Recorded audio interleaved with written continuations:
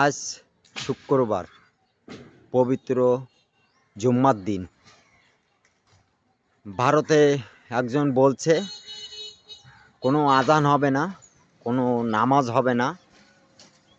মুসলিম ভাইদেরকে আমি বলছি, আল্লাহর পরে ভরসা রাখো সবাই।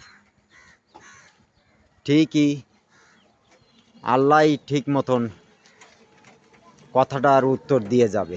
যে কথাটা বলছে সে এখন খুব বিপদে পড়ে গেছে। তাই আমি বলতে চাচ্ছি, আল্লাহর পরে ভরসা রাখো মুসলিম ভাইরা। ঠিকই আজান হবে ভারতে, ঠিকই নামাজ হবে, শুধু অপেক্ষায় থাকতে হবে। যে এই কথাটা বলছে অনেক হিন্দু লোক সেই লোকটার পরে খেপে গেছে।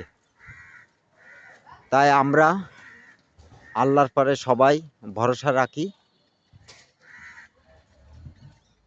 আল্লাহ সব দেখবে ইনশাল্লাহ।